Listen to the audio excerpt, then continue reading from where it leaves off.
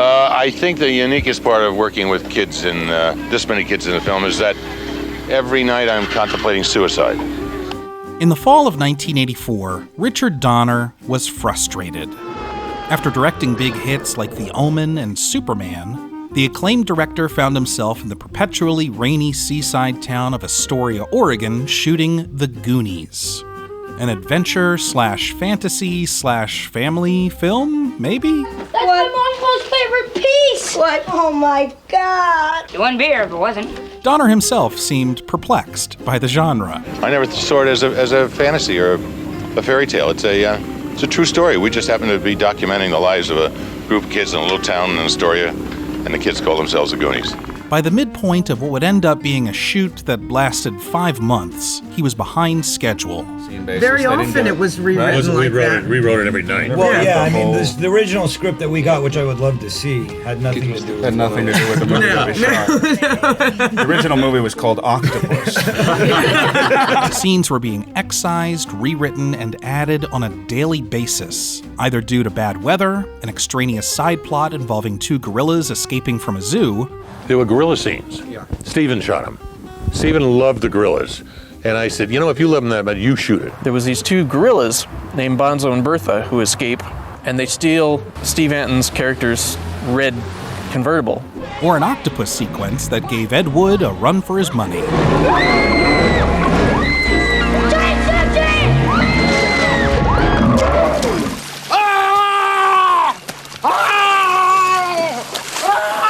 On top of all this, Donner, who by his own admission never liked kids, found himself in charge of a rowdy gang of child actors ranging from 10 to 17 years old who could only work for 4 hours a day at a time. 5 months dealing with kids in a professional capacity was enough to drive him crazy. Where are you going to be?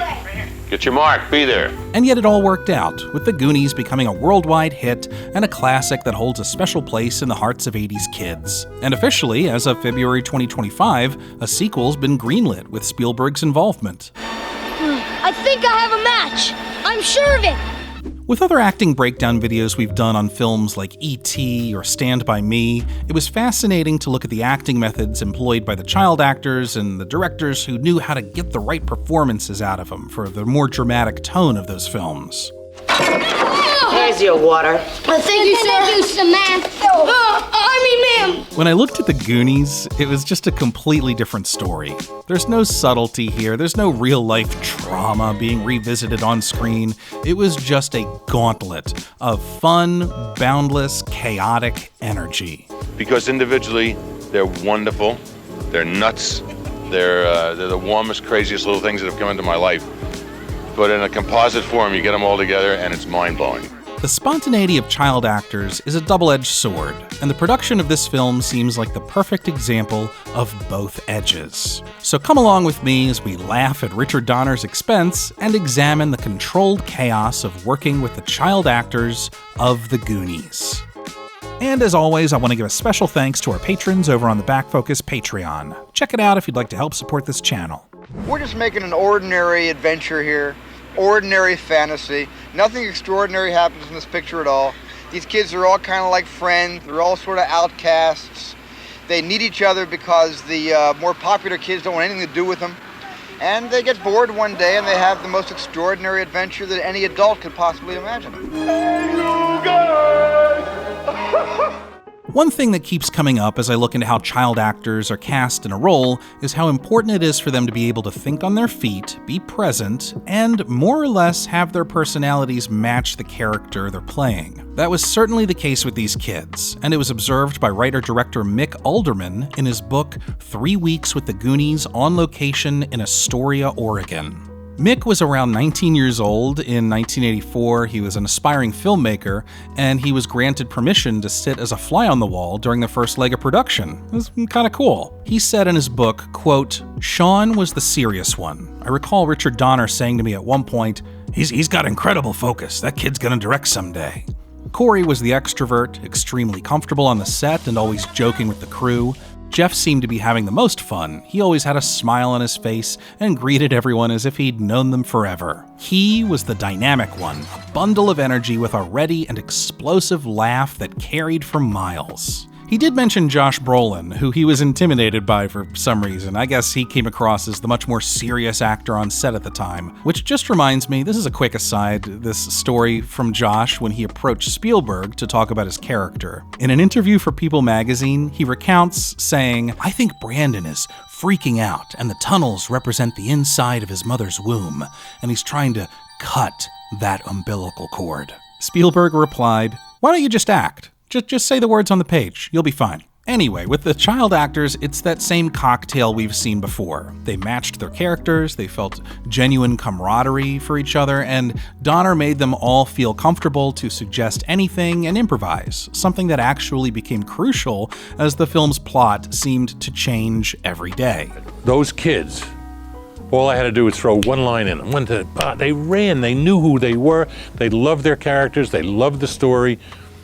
They were putty in your hands, they were ready, and they were magic. So I don't know what the hell your question was, but I think, did I answer it? For example, Sean Astin has a great moment here where he tells the story of One-Eyed Willie. It was a monologue originally meant for someone else, but at the last minute, Donner wanted Sean to do it. It was such an impromptu decision with a lot of dialogue to memorize. He sets me down, he says, "I'm gonna tell you a story, and all I want you to do is listen to the story, and then we're gonna film it, and I want you to tell me the story back."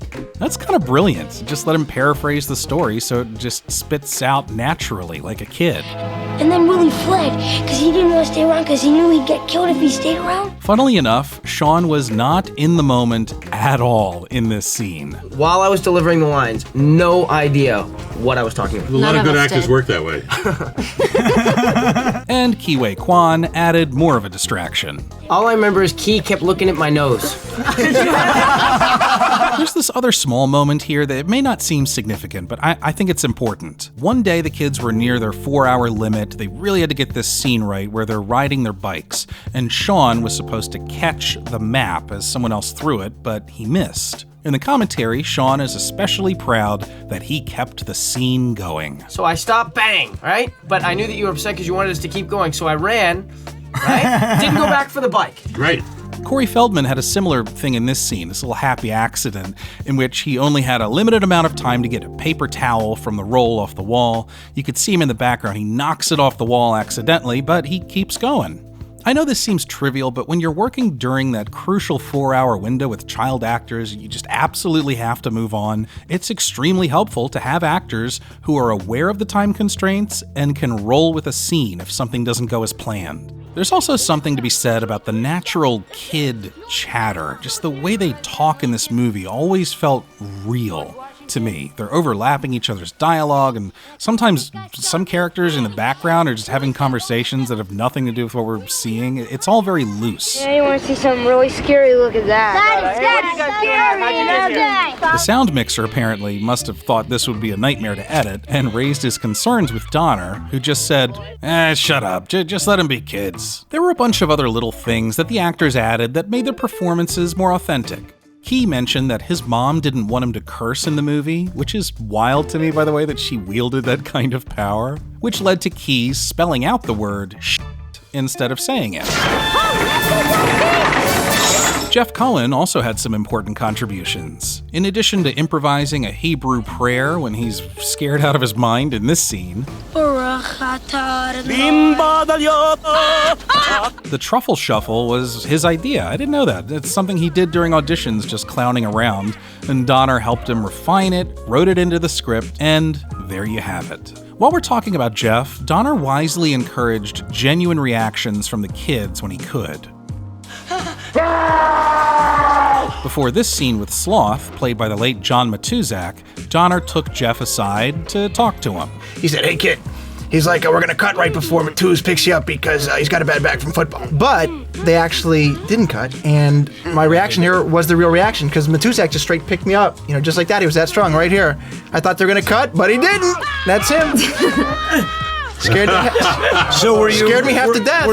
Also, according to Jeff, he was actually crying in these scenes after Richard Donner told him to imagine his mother dying. I never felt so bad in my entire life. To which I ask, why? This is the Goonies. This isn't like a war drama. If I shot your mommy in the face, would that make you laugh? Do you think that would be funny? Huh? If I blew your mother's face off right now in front of you, would that make you laugh? Okay, so maybe you should think of that next time you trip, okay? Let's do it right now. There were kind of a few method things like that Jeff had to suffer through, like when he ate whipped cream in this scene. I remember you got sick. Yeah, it's the hazards of being a fat kid in show business. They're going to keep force-feeding you food till you break out. And while we're on the topic of food, this is just a bizarre aside here. Jeff claims in the Goonies documentary, Making of a Cult Classic, that over the course of the film, he started to thin out a little bit, lose some weight, and he theorizes that someone, the producers, the studio, who knows, may have manipulated him in certain ways to keep him fat. I remember, like, in my hotel room in Bodega Bay, like, I came back one day and there was two things, like this big, you know, like the pink, bakery sheets of muffins. I really like muffins. We're not talking like little muffins, like a good 600 calorie muffin. We're talking like a 2,000 calorie, like a chocolate. It was like chocolate muffins was one, and like banana nut. Something that a fat kid could never resist. I think at the time I didn't even question it. You know what I mean? Because I was just a fat kid. I was like, hey, 2 huge things of muffins. This is great. But then I was like, you know what? Somebody must have planted the muffins in my thing so I would stay fat for the rest of the show. And Dick Donner, I blame him. It's not the act, it's the cover-up. I mean, that's what Nixon said, and I think it's true in this matter as well. And I think Dick Donner has to take some responsibility for giving me diabetes with those muffins. Some other genuine reactions. Corey Feldman was obsessed with Michael Jackson at the time and desperately wanted to meet him. Spielberg told him multiple times that the cast would get to meet him, but it always fell through. He was going to come to set, but he couldn't. They were going to go visit Jackson in his hotel room after a concert, but Spielberg didn't think it was appropriate. Interesting. I'm not going down that rabbit hole. Then one day, Corey had this scene where he says, You know, Stephen was looking for a particular reaction of intensity out of me. And so right as the shot's set up and right before he says action, says, Corey, by the way, Michael's coming. He'll be here in about an hour. And I was like, and that's what you see on film. And Spielberg wasn't lying to him, by the way. Michael Jackson actually did come to set that day. And then, of course, there's the big reveal of One-Eyed Willie's pirate ship, a real, honest-to-God 105-foot ship that was built over the course of 2.5 months in Stage 16, the biggest soundstage on the Warner Brothers lot. It's truly a marvel of set design that was sadly scrapped after shooting because no buyer was interested. Donner was insistent on getting the real reactions from seeing it for the first time and forbade anybody to go near Stage 16. I never let the kids see this boat. They were banned from the stage from day one, from the start of its construction. And then the day they were supposed to come out of the chute, hit the water, and turn around and see the boat for the first time, I brought them all in, not blindfolded, but with their backs to the camera. They all knew what they were going to see, but they had no idea what it was going to look like. And so on film, when they turn and see the boat for the first time. Oh my God.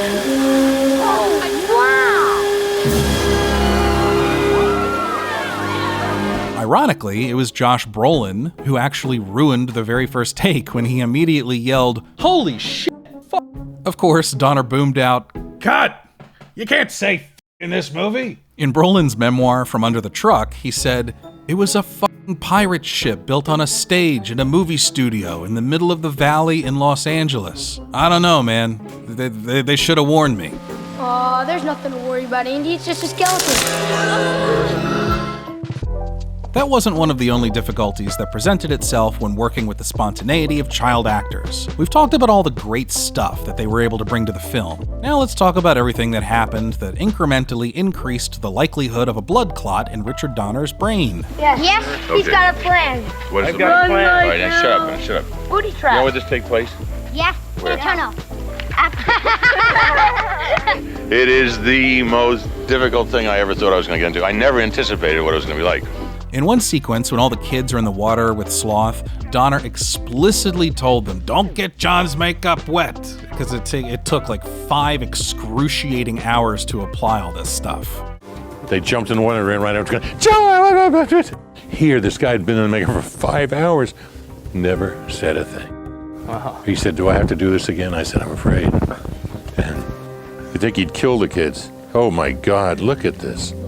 Look at that eye that we had to put in, the slanting eye. And the kids' natural excitement would sometimes make days longer. Josh Brolin admits that he and Sean Astin, for some reason, their very first scene together, they just couldn't stop laughing. This scene, Sean, is the first scene I ever did, and we got into a laughing fit. You remember? It lasted all day long. Yeah. It made me feel better because I was so nervous that day. And then you were more nervous than me. Get serious. Yeah. Which helps. Yeah.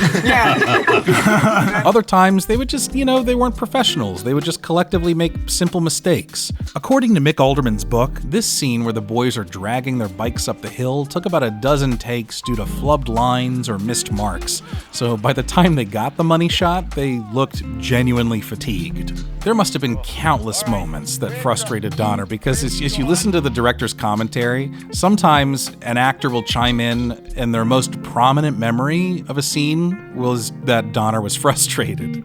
You were mad. I remember you were mad at us this day. I was? Yeah, I thought you were mad at us. I felt like you were mad. He was always mad at us. No, he wasn't. He hated our guts. Look Can at you you blame skipping. me? All the skipping boys. Donner seems to have blocked most of this out, which is typical with trauma survivors.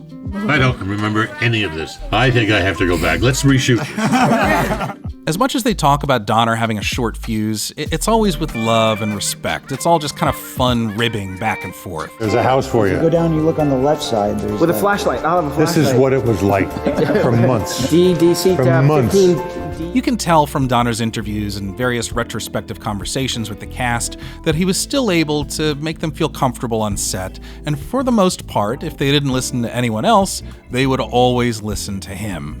If he said in his loud, booming voice, "Quiet!" they would be quiet. When he said he didn't want any kids knocking on his on-site motorhome when he was inside, they stayed away. Motorhome had a great myth to it, didn't it? Because when we were kids, it was like, don't go near Dick's motorhome. Oh yeah, no, we were not permitted to even knock on the door. I thought mystical things were transpiring in there. The cast even laughed and got excited in the commentary when Donner's motorhome is briefly visible in the background. Yeah, there it is. There it is. And it sounds like during those rare times they didn't listen, hey, Donner had to bring the hammer down a bit. Now turn over. What are the 2 candies you're buying? What are the names? What are the names? You are a good kid. Ready? Wait for action. Hang on. Do it.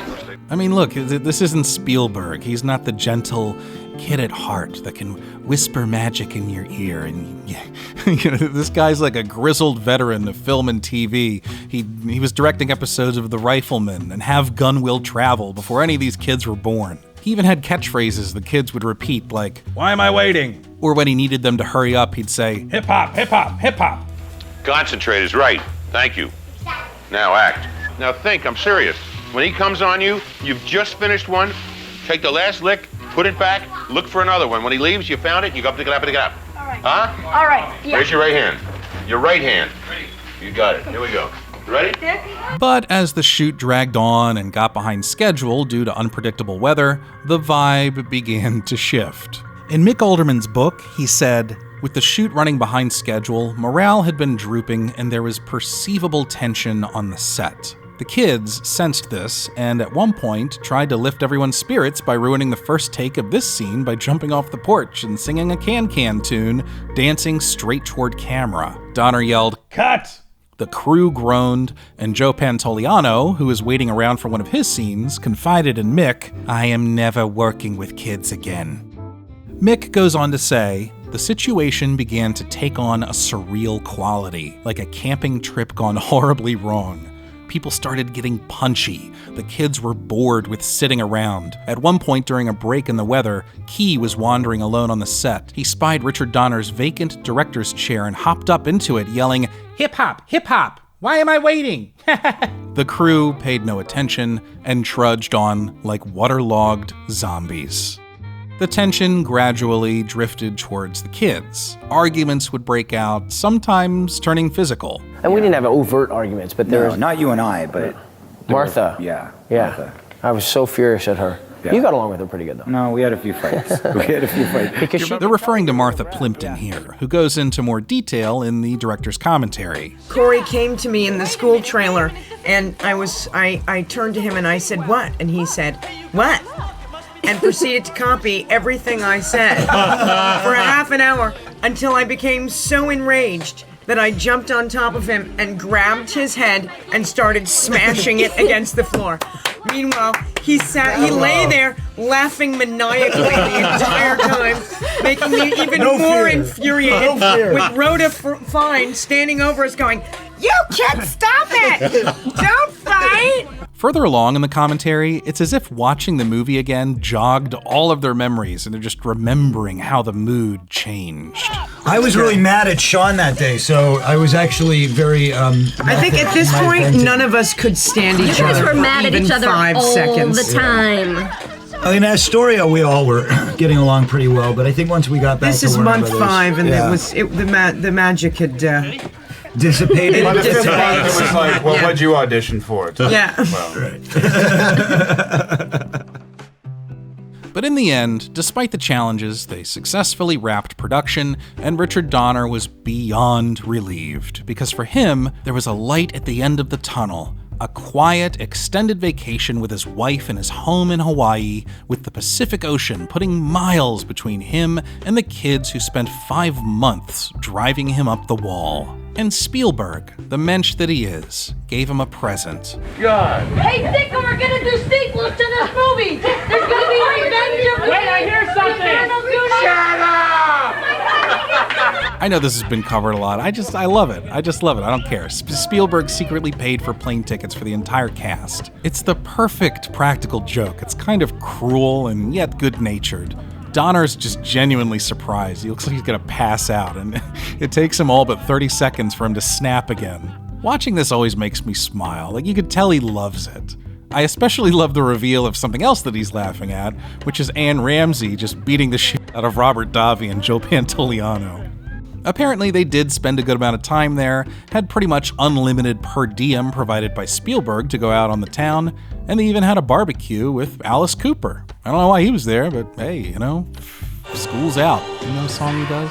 Be My Frankenstein? What else does he do? All I know from Alice Cooper is what I know from watching Wayne's World. We're not worthy! We're not worthy! And so, despite the challenges, it's clear that Donner and the cast bonded over their experiences together. I mean, they got on each other's nerves, there were arguments, fights, long shooting days filled with just gray, just the color gray, constant rain, and they loved each other. That's what a family does. That's something I always enjoy hearing about when a movie can bring people together like that. I mean, just thinking of Sean Astin, I remember feeling that same warm feeling of camaraderie seep through when I first watched all of the making of Lord of the Rings appendices, and just thinking about how rare and fortunate it is to have that intense closeness with others. Now, I've played a lot of clips from the commentary, but I don't think I've communicated just how chaotic and fun it is to listen to. There are 8 people in the room. Donner, Sean Astin, Corey Feldman, Huy Quan, Jeff Cohen, Josh Brolin, Martha Plimpton,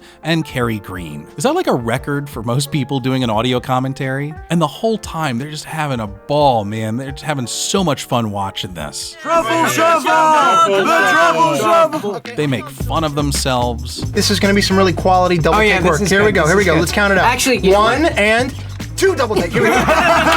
They make fun of each other. Is this a line coming up? Is this a line? Here it is. It's coming. It's Everybody coming. be quiet. No, I'm wondering, what is it? Thanks for giving it away, They man. laugh at moments that are really, truly goofy and heightened. You Goonies! And when Richard Donner himself makes a cameo appearance near the end as a policeman, they cheer. Great work to Donner! Yes, Donner! I feel like whenever I see someone being interviewed about a movie nowadays, or there's like a making of segment, everything just looks so perfect. Everyone got along. Nobody got mad at all. It was just a beautiful unicorn fantasy land of love and candy canes and gumdrops. I don't know, maybe actors are hesitant to talk about such things because it could negatively affect ticket sales or something. All I know is that it was refreshing to learn all of this stuff about the Goonies, just this scrappy bunch of people that loved and hated each other. It felt real and reminded me of all the best times that I've had on movie sets. If this Goonies sequel is really happening, I think it's pretty obvious from the camaraderie on the director's commentary that they'll be able to rekindle that same energy. And although Richard Donner sadly passed away in 2021, I'm sure he's in a motorhome in the sky somewhere, glad to finally get some fucking peace and quiet. But maybe he'll pop in on set from time to time anyway. I don't think he could resist. After all, Goonies never say die.